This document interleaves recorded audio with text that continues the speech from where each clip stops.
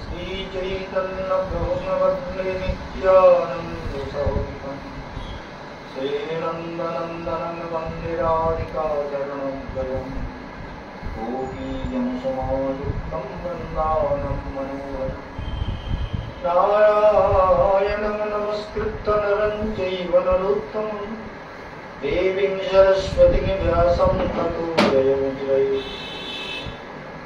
नाम संकीर्तनं यस्य सर्वपापप्रणाशनं प्रणामदुःखशमनं त्वं नमामि हरिं परम्।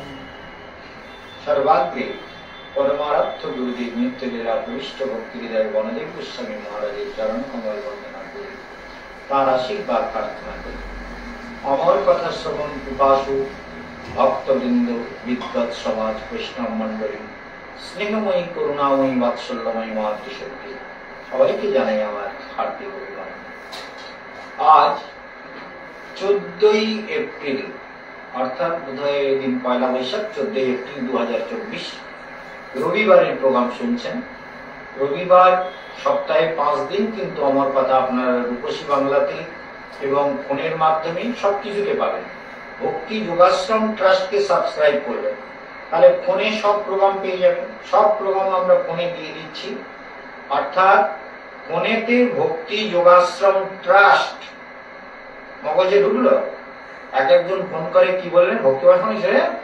হ্যাঁ এসে ভক্তি যোগাশ্রম ট্রাস্ট, সেটাকে ইউটিউবে গিয়ে সাবস্ক্রাইব করবেন, বেল আইকন ইত্যাদি ইত্যাদি। কিছুই বোঝেন না আপনার? ভক্তি যোগাশ্রম ট্রাস্টকে বলবেন সাবস্ক্রাইব করো, করে bell icon all video touch করবেন, হাজার হাজার প্রোগ্রাম চলে আসবে, হাজার হাজার প্রোগ্রাম। তাহলে প্রতিদিন আপনি ফোনে প্রোগ্রাম দেখতে পারেন যখন খুশি। আর টিভিতে তো সকাল 6:30 থেকে 7টা রূপসী বাংলা দেখতে পাবেন, কিন্তু অনেকে 6:30 হয়তো উঠলেন না, কি কাজে ব্যস্ত আছেন, পরে ফোনে দেখে নেবেন। প্রতিদিনই ফোনে দেখা যাবে প্রোগ্রাম। ভারতের যে প্রান্তে থাকুন, যেখানেই থাকুন, ফোনে তো প্রোগ্রাম চলেই যাচ্ছে। 7টা পর্যন্ত ফেসবুকে যায় ডাইরেক্ট, টেলিভিশনেও যায়, আবার 7টার পরে ওটা ইউটিউবে চলে যায়। সেই জন্য আপনাদের প্রত্যেককে মনে রাখতে হবে যে ইউটিউবে আপনারা সাবস্ক্রাইব করে নেবেন। এই যে সংসার ক্ষেত্র আপনাদেরকে অনেকে বলে বোঝানো যায় না যে ইউটিউবে গিয়ে ভক্তি যোগাশ্রম ট্রাস্টটাকে সাবস্ক্রাইব করবেন। বোঝেন না?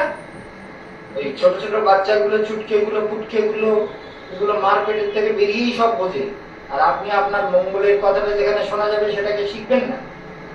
ইউটিউবে ভক্তি যোগাশ্রম ট্রাস্ট, ওই স্পিকারটা অন করে বলবেন, লিখতে না পারেন ওই স্পিকারটা, মাইক্রোফোন আছে না, এটা টাচ করবেন, বললে নোটসে দেখবেন, বলবেন ভক্তি যোগাশ্রম ট্রাস্ট, দেখবেন মহারাজের পড়া হবে। তখন ওই সাবস্ক্রাইব লেখা আছে, সাবস্ক্রাইবটাকে একটু টাচ করবেন, তারপর বেল আইকন টাচ করবেন, তারপরে অল টাচ করবেন, তারপর ভিডিও টাচ করবেন। ভিডিও টাচ করলে দেখবেন সাইড দিয়ে অসংখ্য উপরে টানতে থাকবেন, বলে কত প্রোগ্রাম রে বাবা, যেটা খুশি টিপতে পারেন।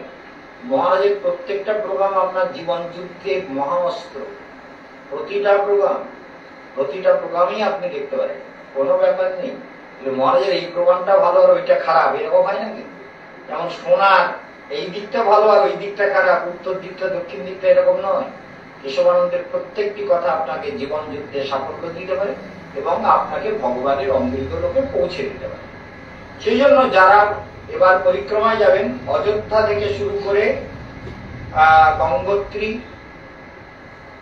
নীলকণ্ঠ মহাদেব, আকাশগঙ্গা স্নান, হরিদ্বার ঋষিকেশ, সপ্তঋষি, সব বেদি আপনাদের সব দর্শন করানো হচ্ছে। এবং প্রথমেই যাব আমরা অযোধ্যায়। অযোধ্যায় গিয়ে আমরা সেদিন থাকবো। সেই জন্য মাথা পিছু নির্ধারিত হচ্ছে 18,000 টাকা। মনে রাখবেন, 18 দিনের প্রোগ্রাম, 18,000 টাকা নির্ধারিত, সেটা খেয়াল রাখবেন। সেই জন্য আপনারা যারা বুকিং করবেন, অনেকে বুকিং করে ফেলেছেন, বুকিংটা কিন্তু শেষ করবেন, তাতে আপনাদের সুবিধা আর আমাদের অ্যারেঞ্জমেন্ট করতে সুবিধা। কারণ 22শে জুন 7ই আষাঢ় ওই অম্বুবাচীর দিনে আমার জন্মদিন পড়েছে। 7ই আষাঢ়ে অম্বুবাচী হয়, এটা সৃষ্টির নিয়ম। কিন্তু ওই 22শে জুন জগন্নাথ দেবের স্নান যাত্রাও করেছে, আর সেদিন আমার জগন্নাথ দেবের স্নান যাত্রা জ্যৈষ্ঠ পূর্ণিমা, সেটা আমার জন্মদিন।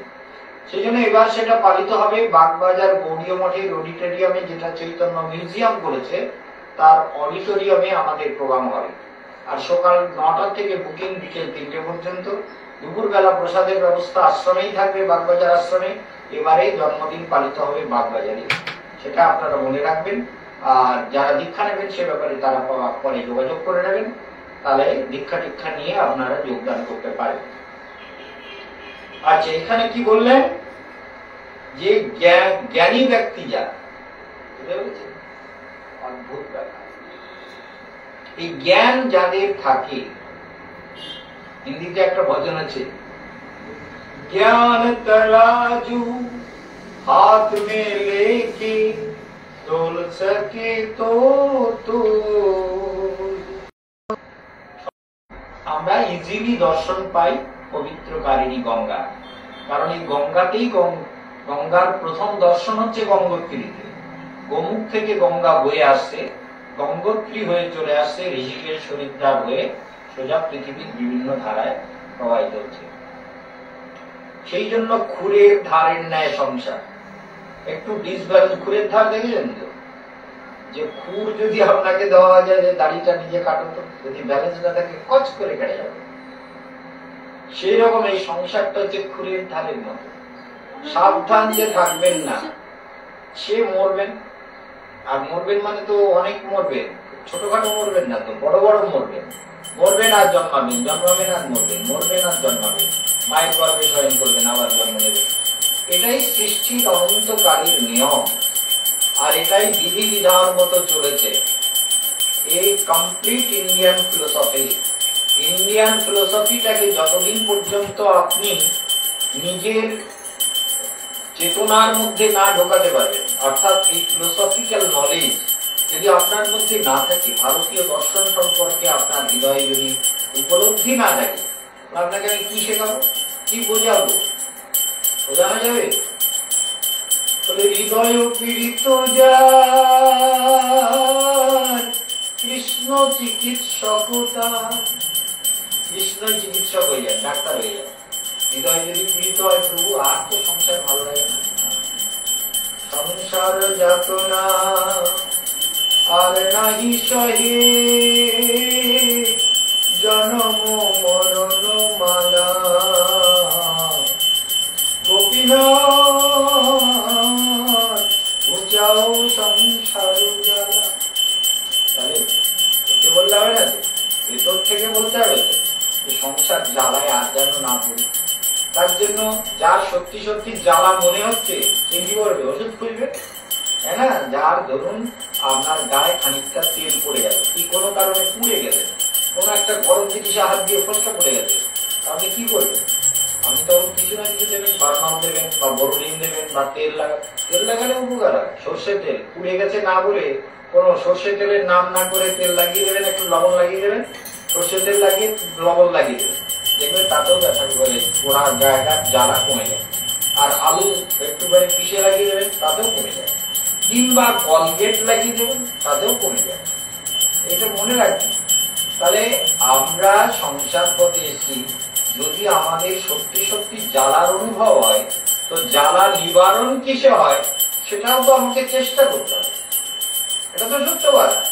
কারণ যদি আমি জ্বালাই না বুঝি, তাহলে ভালোই তো আছি। মহারাজ শুধু বলে জ্বালা জ্বালা, আরে ভালো তো থাকবেনি, কারণ আপনারা মহাজ্ঞানী আর আমরা হলাম মহামূর্খ। সেই জন্য এইসব বলি, সেই জন্য ভালো থাকবেন না।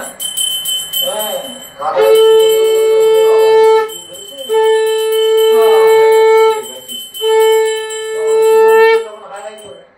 যখন তুলে দেবে তখন বলে বাবা বাঁচলাম। এইটাই তো আপনাদের হ্যাবিট না? এই গুণগুলো আপনাদের অনেক আছে, সেটাতে আমার কোনো আপত্তি নেই। কিন্তু কেশবানন্দ মহারাজ কি বলেন? কেশবানন্দ মহারাজ বলেন যে সবসময় জ্বালা মেটাবার জন্য সাবধান থাকুন।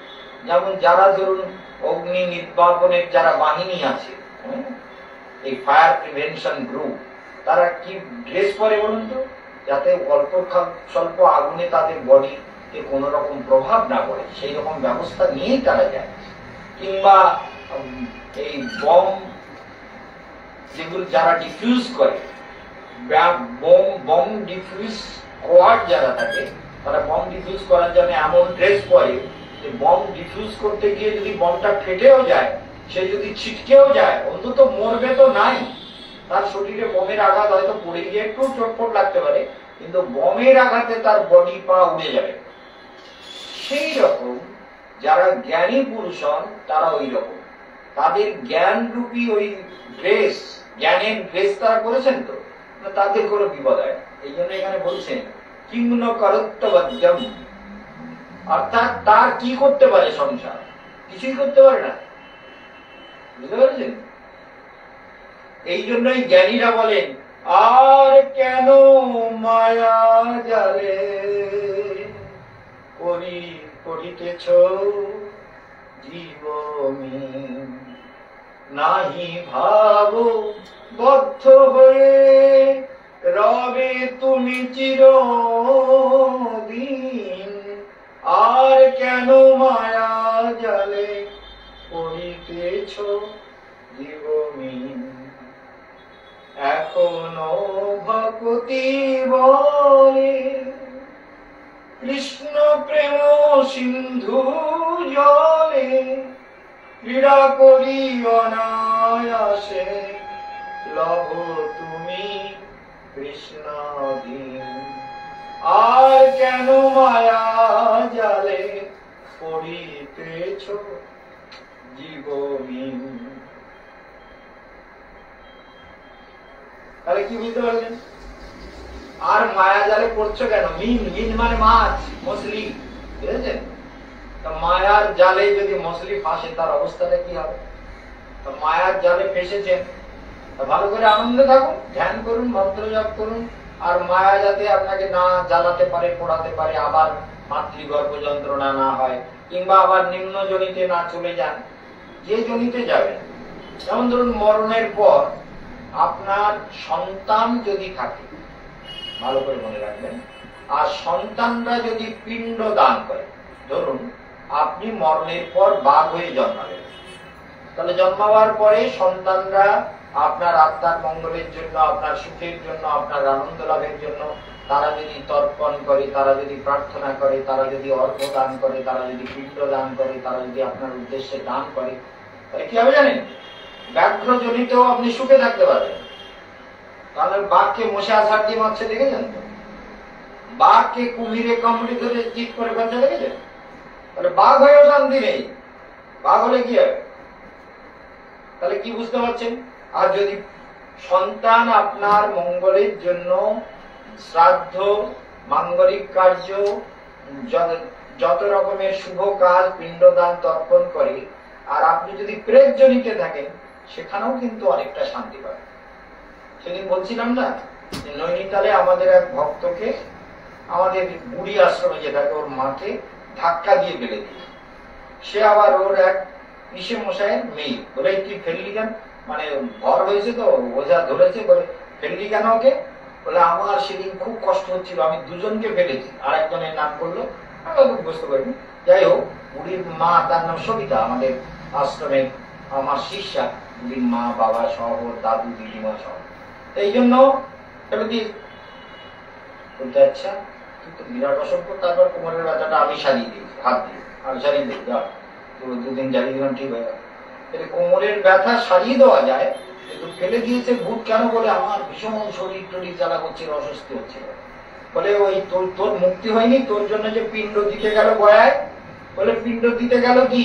ওরা তো গয়া স্টেশনে নেমে জিজ্ঞেস করো, ওরা তো সামনে আছে, ওরা 4 সমোসা, সমোসা মানে সিঙ্গাড়া, 4 সিঙ্গাড়া হরদম খেয়েছে, খেয়ে তারপরে গিয়ে পিণ্ড দিতে গেছে। পিণ্ড দিতে গেলে, ঠাকুরের কাছে পিণ্ড দিয়ে প্রার্থনা করতে গেলে তো না খেয়ে খালি পেটে স্নান করে পিণ্ড দান করতে হয়। ওরা তখন সেখানে হ্যাঁ আমরা খেয়েছিলাম তো। চিন্তা করুন, ভূত বলছে, যাকে ভর করেছে তাই সে বলছে যে আমার পিণ্ডদান হয়নি তো। ওরা তো গিয়ে গয়ার স্টেশনে নেমে ভালো করে চা আর সমোসা, হচ্ছে সিঙ্গাড়া ভালো করে খেয়ে তারপরে গিয়ে ওই পিণ্ড হয়। ওই পিণ্ড দিলে তো আমাদের উদ্ধার হবে না। তাহলে চিন্তা করুন, পিণ্ডদান দিলে, তর্পণ করলে, গয়াতে গিয়ে বিষ্ণুপাদ পদ্মে পিণ্ড দিলে, কিংবা যে কোনো গঙ্গা তটে গিয়ে পিতৃপুরুষের আত্মার কল্যাণ চেয়ে তাদের উদ্দেশ্যে পিণ্ড দান, এগুলো ভুলবেন না। এগুলো কেশবানন্দের উপদেশ মনে রাখবেন যে পুত্র বা কন্যা যারা তার ব্লাড রিলেটেড, তারা যদি তার প্রার্থনা করে তার আত্মার কল্যাণের জন্য যদি তারা সত্যি সত্যি শ্রদ্ধাপূর্বক, এই জন্য শ্রাদ্ধ বলে গেল, শ্রদ্ধায় কিছু দিতে হয়। পিতৃপুরুষকে দাও, ব্রাহ্মণকে দাও, ব্রাহ্মণ যারা অগ্রদানী ব্রাহ্মণ বা আচার্য ব্রাহ্মণ তাদেরকে দান করো তাদের মঙ্গলের জন্য। বাড়িতে কিছু করবেন না। বাড়িতে নানান রকম ক্লেশ হচ্ছে, বাড়িতে বছরে 2 বছরে 3 বছরে অন্তত বাস্তু গ্রহ শান্তি সস্তায়ন যজ্ঞ করা উচিত। কারণ দেবতারা আপনাকে প্রতিনিয়ত রক্ষা করেন। আপনার বাস্তু পুরুষকে আপনি কোনো যজ্ঞ করবেন না, কোনো পুজো করবেন না, আপনি বলবেন না আমি খাবো আর আমার ছেলে খাবে। তাহলে মানে বউটা বলছে দেখো কজন 2-3টে বৈষ্ণব নিমন্ত্রণ করো না, আমাদের মধ্যে একটু বৈষ্ণব সেবা দেই।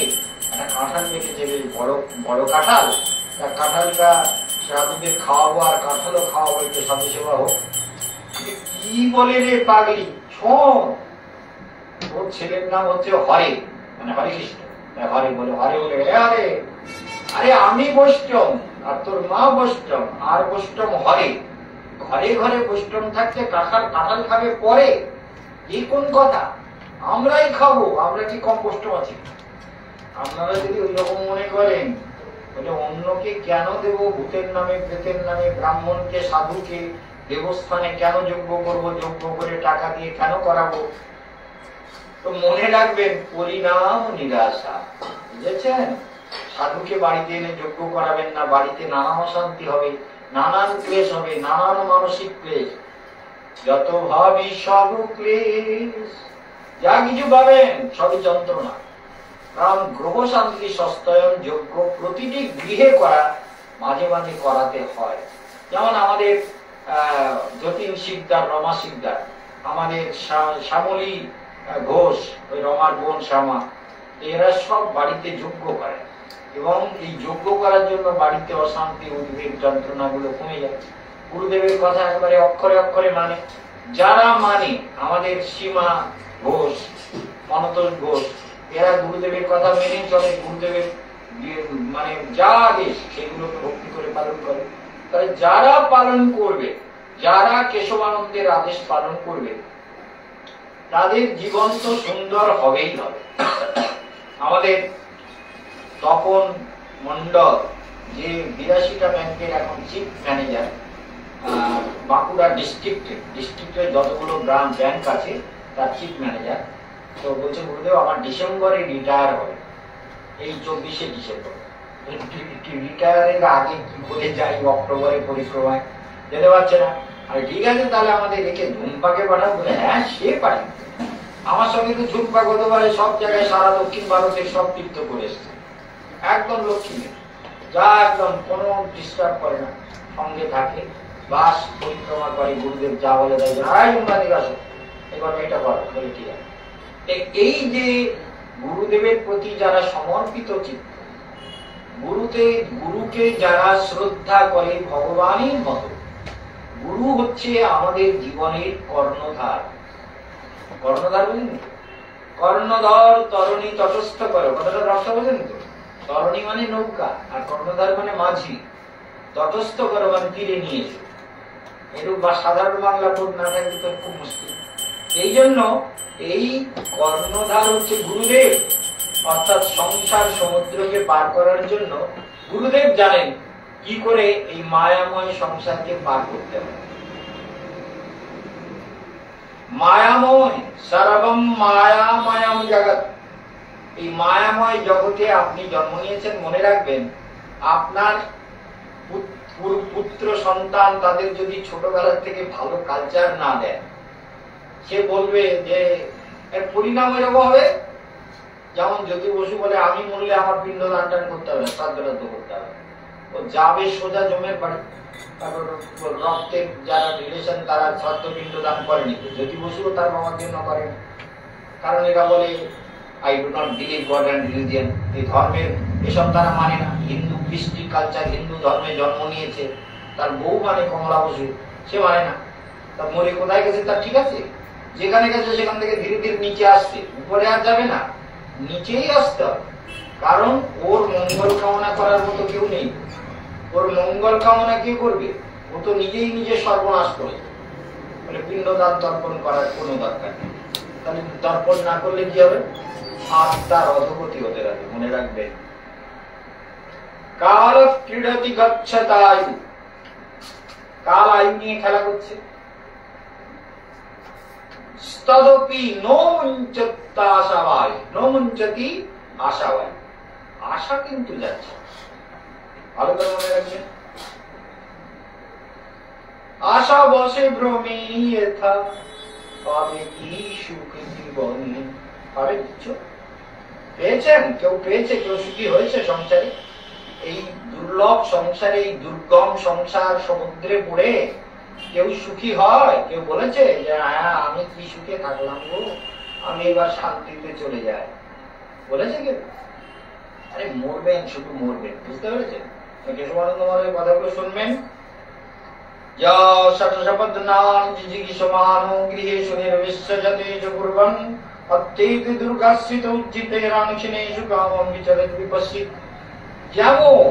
ভালো করে মনে রাখবেন, যেমন সব শত্রুকে যে জয় করে ফেলেছে, সব শত্রু আর নেই। আর এমন জ্ঞান লাভ করেছে, ভেতরে ভয় নেই, মৃত্যু নিয়ে চিন্তা নেই। আপনারও চিন্তা নেই। কি সুন্দর, আপনি মুক্ত হয়ে গেছেন না? মুক্ত হয়ে গেছেন। আমাদের চরণে আমার কোটি কোটি প্রণাম। কি করে মুক্ত হয়ে গেলেন?